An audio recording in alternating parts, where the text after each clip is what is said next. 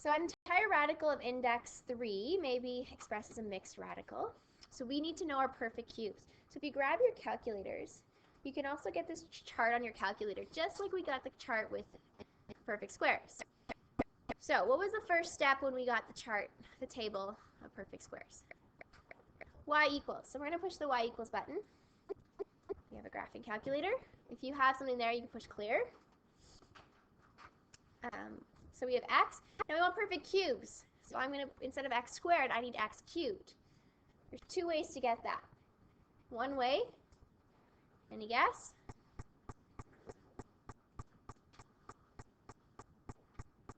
Do you know where the power button is? The power of? Right above the division, the little hat. That means to the power of. Okay, so that would work. The little hat above the division symbol, to the power of, and 3. Okay, that's one way. The other way, which is actually more work, would be pushing math number 3. Math 3 would give you a cube, but it's a lot easier just to go power of 3 yourself. Okay, so now where do we go? Table. So that's second table or second graph button, and there it is. Okay, so these are all your perfect cubes. It's a really quick way to get your list of perfect cubes. 2 cubed is 8, 3 cubed is 27, 4 cubed is 64. Okay? When we simplify a perfect cube, we need to find the largest perfect cube that's a factor of the radicand. What's the radicand? The number inside the square root or cube root or whatever radical symbol we have. So if we have 54, really there's only two options. Okay, it won't be 1. We won't be using 1 ever. That doesn't get us anywhere. But we start at numbers that are smaller than, so you need to make a list of your perfect cubes. You need to have this. So we can say, is one of these numbers a factor of 54? So obviously 64 is too big. Will 27 go into 54? Try. Go 54 divided by 27. Does it go in? Yep. How many times? 2 times. So 27 times 2. So this is where I said memorizing your perfect cubes up to 5 cubed is going to be helpful. Knowing 8, 27, 64, right? 125. Knowing those perfect cubes is going to be really helpful. Our numbers aren't usually going to be that large, so usually they're going to be usually with perfect cubes. Okay? But otherwise, we need to have that list in front of us so we can see, okay, what are the perfect cubes and which one is a factor? And so what is the cubic root of 27? It would be 3 because 3 cubed is 27. And so this would be, you can split into 2 products, right? 3 times cubic root 27, or cubic root 2, which is 3 cubic root 2. And we know it's fully simplified because when you look at 2, it's not divisible by any of the perfect cubes, 8 or 27 or 64. It's so tiny that it's done. Okay, so very similar process to what we used before, but now we're working with perfect cubes. And we'll look at perfect fourths too, and fifths, all that good stuff. Okay, so if you didn't do your homework yesterday, this is going to be tough. Oh yeah, I think I'm going to check your homework today. We'll see. Maybe tomorrow. Monday. Okay, cubic root of 6,000. Cubic root of 6,000. So looking at this chart here, the perfect cube chart, we want to find the largest perfect cube that is a factor of 6,000. Now hopefully it's obvious. 1,000, right? Okay, thank you. 1,000 times 6. So we're going to break this into cubic root of 1,000 times the cubic root of 6.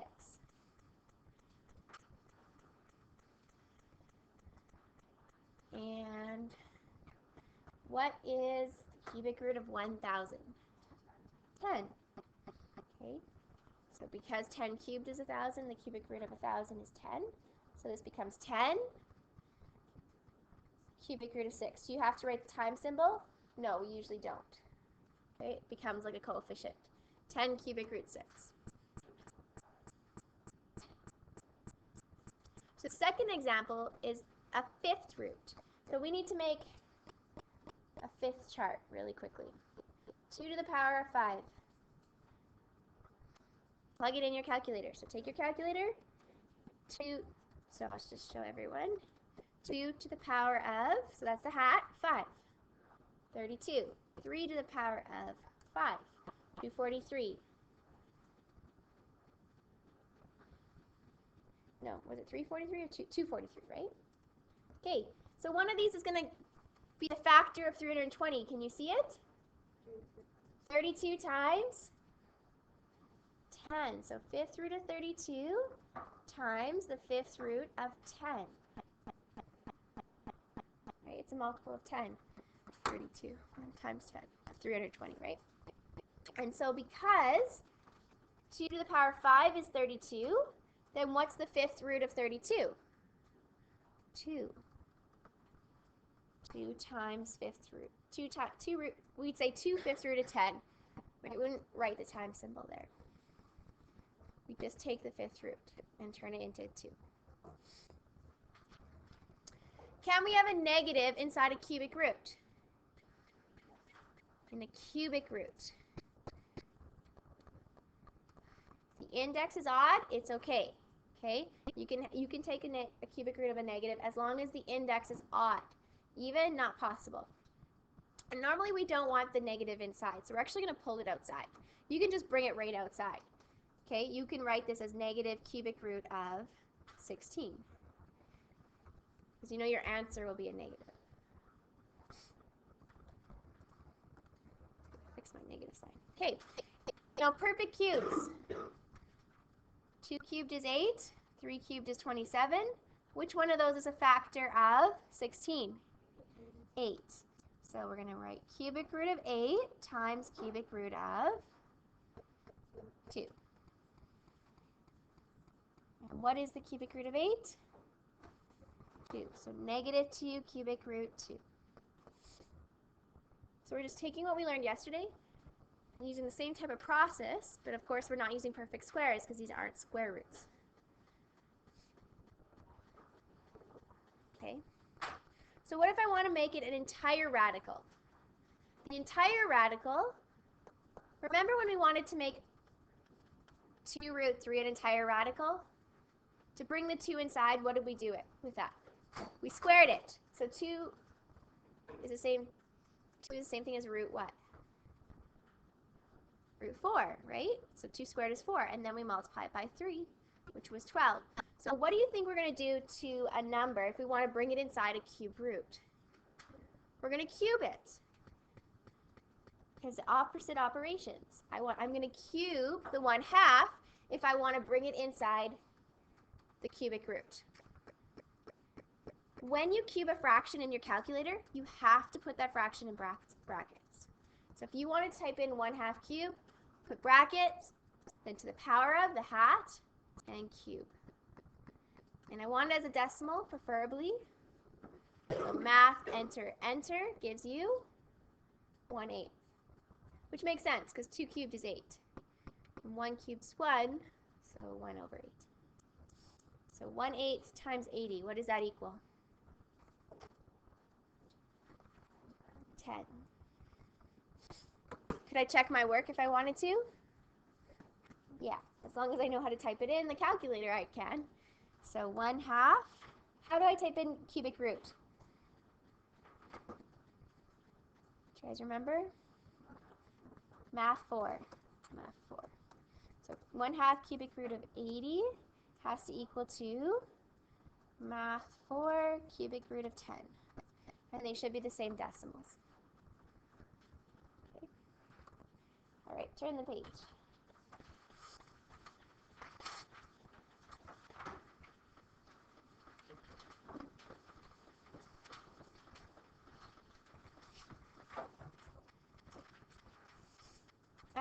All right. Fourth root. So it says convert each to an entire radical. Mix to entire. So to bring the 2 inside of a fourth root, what would I have to do to the 2? Put it to the power of 4. 2 to the power of 4. What is 2 to the power of 4? 16. And then can we multiply? We can bring them together. 16 times 3.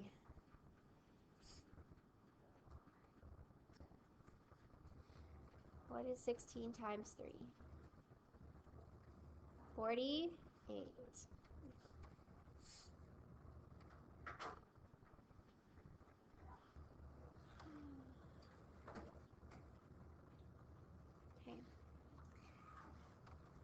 Okay, to bring the 4 inside, what do we need to do to it? Cube it. So 4 cubed and then times by 7 to bring it inside. 4 cubed. Does anyone remember what 4 cubed is? 64 times 7. That's probably a little bit tougher to do in your head. Doable, but what is 64 times 7? 448. So there's two answers I'd accept. I'd either accept negative cubic root 448, or what else would be okay? Cubic root of negative 448. Those are equivalent. That's okay, right? The negative can be on the inside or outside when it's an odd index. Either is acceptable. Okay, I want to bring 2/5 inside a cubic root. Cube it. Okay, so on your calculator, if you want to do this in your calculator, I have to remember what? Brackets. Brackets around my fraction of 2/5.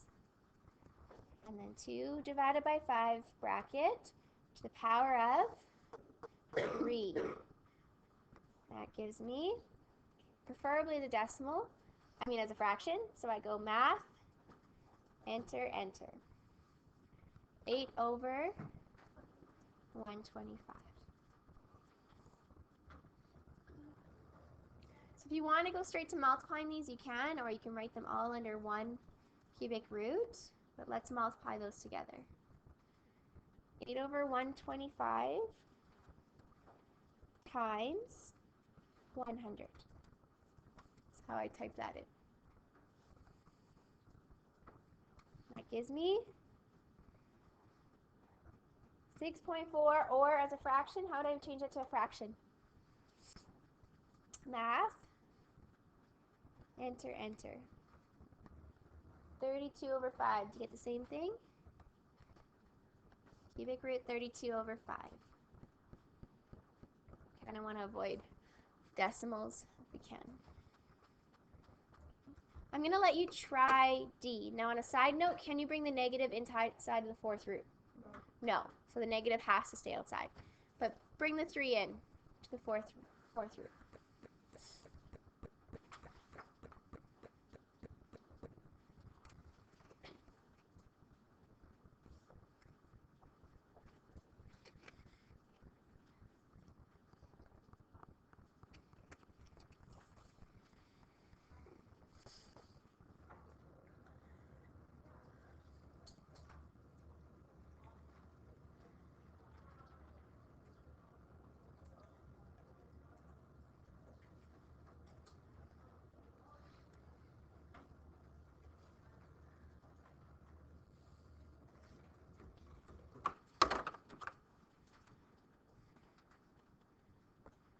What is a 3 to the power of 4? Anything to the power of 4 is like squaring it twice. So 3 squared is 9, 9 squared is 81. So 81 times 2, you should have had negative 4th root of 162. Okay? Now, up until this point, this is all that's on your quiz. Okay, everything we've covered up to this point right now. Okay? I am going to do a little bit of the extension because it's going to help you when we get to the second half of this unit. When we mix our exponent laws with radicals together. Okay? So this stuff that I'm going to cover right now, I'm just going to brush on it a very little bit. This stuff here, this extension involving variables, is not on your quiz. So please note, maybe make a note. when you're studying. One thing you should know also is often on your exam days, I like to take in your workbooks and I like to see how you're doing. Are you participating in class? Are you writing your notes? Are you doing your homework? And then I give you a participation kind of mark. Okay? And put that on your report card. It's a good way for me to keep communication with home with how you're doing. So yeah, just a little bit of accountability, give you a heads up. So we're going to do a little bit of this extension, but this is usually a little bit of an AP concept, but a little bit not, because when we get to the second half of this unit, you're going to have to be able to simplify these anyways. Okay? So it's really something we should talk about. So one thing we should remember is that a square and a square root are opposite operations. When you square root x squared, that's just equal to x. They're opposite of each other. Okay? And so you have learned that before, right? That they're opposite operations. If x cubed times x cubed is x6, the square root of x cubed, or sorry, the square root of x to the 6 would be, any guesses? X to the power of 3. Okay, it's going to be half. It's going to be half, right? Because you can also think of it as x cubed squared. Kind of small writing. Let's see. I'll write it over here. Okay, square root of x cubed squared is the same thing of x to the 6. Remember your exponent laws? Where a power to a power, you multiply them, right? And what happens with the square root and the square? They cancel out, they're opposite operations. So you're just left with x cubed. Okay? So if x to the 5th times x to the 5th to the x to the 5th is x to the 15, or another way you can think of this is x to the 5th cubed is equal x to the 15. What's the cubic root of x to the 15? X to the power of 5. Now here's a little trick, okay? We always divide the power by the index. So 15 divided by 3 gives you 5. When we had 6, what's the index of a square root? 2. 6 divided by 3, or sorry, 6 divided by 2 is 3. Okay, so if I took this one, the square root of x to the 4, what's the index if you don't see it? 2. So 4 divided by 2 gives you x squared. Yeah. So what would be the square root of y to the 10? Y to the 5. Square root of a to the 8, b to the 6. b4b cubed. Okay, cuts the exponents in half when we square root it. It's a cubic root. We're going to divide the exponents by 3. So 24 over 3 gives you x to the 8, because x to the 8 times x to the 8 times x to the 8 is x to the 24. And last, the cubic root of y to the 6 is y squared. So as long as it's a multiple of the index, we can divide it, right? So what happens if it's not? So here, what's the index of x to the 5th? It's a 2. Can we divide 5 into 2? No. So what we need to do is use our exponent laws. We need to break it up. And so the largest number we can divide by 2, which is 4 out of 1, 2, 3, 4, 5, would be 4. And then we have 1 x left over, this remainder of an x. So we break it into this product. The largest multiple of 2, and then whatever's left over. Okay? So we're going to split up into root x to the 4 times root x. Because we can square root x to the 4. It's a multiple of 2. We can divide it by the index. What's the index? We don't see it? 2. So x to the 4, square root of x to the 4 is equal to x squared. It's 4 divided by 2 is 2. You're right, x squared. So you would write that as x squared root x. Okay? So we'll do a couple, and then we'll probably call it. But let's do a couple here. So a to the 7. Can't divide it by, what's the index here? 2. So we need the largest multiple of 2 from the numbers 1 through 7. 6. Okay? So if I have a to the 6, how many a's are left over? 1a left over. We do that because what is the square root of a to the 6? A cubed. So a cubed times root a. Okay. So index is 2 here. Largest number we can, from 1 through 9, that we can actually divide by 2. 8. So we're going to break it in t to the power of 8. And what's left over? What's the remainder? So you can also figure it out like this. 2 divided by 9 is 4. What's your remainder? 1. There's going to be 1 left over, right? It goes in 8 times. There's 1 remainder. 1 remainder. And square root of t to the 8 would be t to the 4. Okay. So let's try one more. Cubic root of x to the 5. How many multiples of 3 can we pull out of there? Just 1, right? There's only 1. 1, 2, 3, 4, 5. The largest number that you can divide by 3 in those 5 numbers is just 3. So what's the remainder? How many x's are left over in this case? 2 left over. And what's the cubic root of x cubed? X. I'm making you think today, hey? And left over is cubic root of x squared. Okay, try D. Try one question on your own. Try D.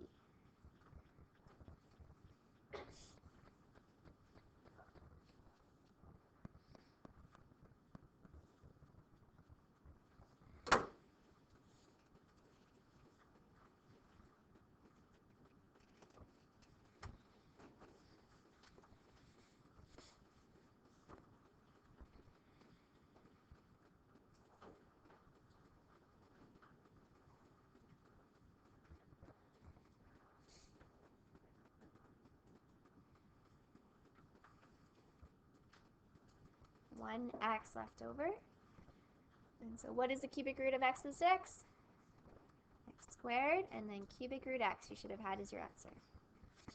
We're done. I'm just going to show you one of the last question. Just see, and then we'll leave it there.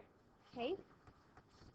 So what if we're trying to simplify both variables, and this is a good thing to talk about because you're going to have to, if you're planning to go 20-1 or even 20-2, you're going to have to do this with the variables anyway. So sooner or later you need to learn this. And so if we introduce it, kind of get used to it now, it's going to make it easier down the road. So we want to simplify 32, right? But we also need to simplify our variables. So we have two sets, the sets that we can square root and the sets that we can't. So we start with 32.